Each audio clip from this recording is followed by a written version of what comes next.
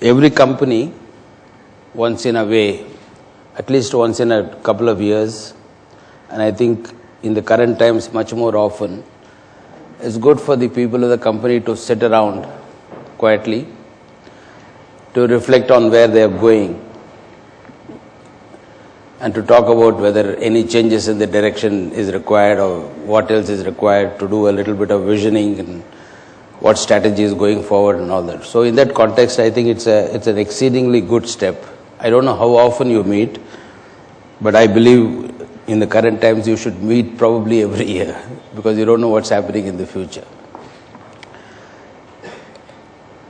I'm not going to say anything profound, and don't expect shall we say, management lecture from me.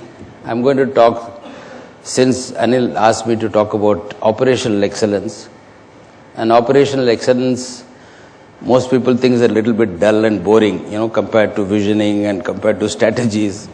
Operational excellence sometimes is a bit boring. But some of the boring things in life are actually the essence of life, if you really think about it. And I'm going to talk about some thoughts that I have or that I have developed over the years on operational excellence.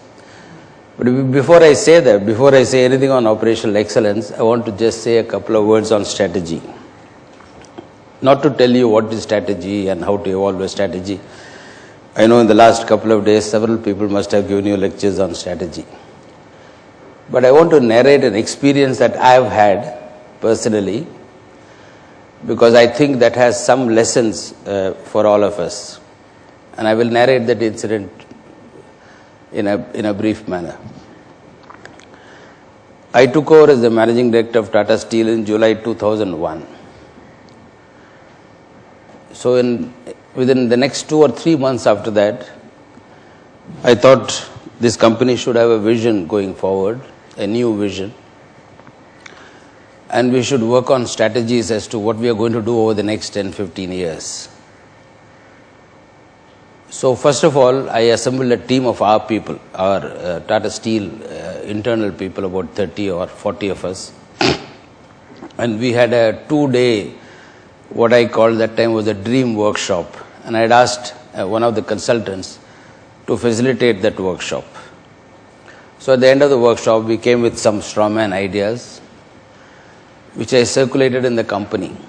And a vision got formed over a period of next 6 months. And on 2nd of May 2002, the president of the Tata Workers Union and I jointly shared that vision with a large number of employees of the company, both directly as well as through video conferencing. After that, I said that now that we have a vision of what we want to become in 2015 or something, we must now work on strategies as to how to reach that vision. So we did a lot of homework. Of course, this vision involved some inputs from 10,000 people, amazingly. And that itself is a very exciting story, but that's not a story for today. So I thought we must now that we have a vision, we must do some work on strategies and take the board through it and get a board approval for the strategy going forward. So a group of some 15 or 20 of us worked on the strategy, and after about 6 months I asked time from the board and I went and made a presentation to the board. It was a some 3-hour presentation in one of the business review committee of the board. I could see that strategy was unacceptable to the board, and the board, especially the chairman of the board, didn't think that enough work had been done or enough thought had been given. So it was a bit of a damn squib at the end of it, and I felt extremely disappointed. I was extremely disappointed that after 6 months of hard work, this didn't have any takers in the board, including the chairman.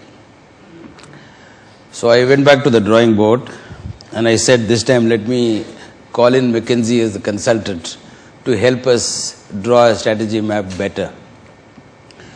So we worked for another 6 months, this time with the help of McKinsey. And I thought a lot of work had been done.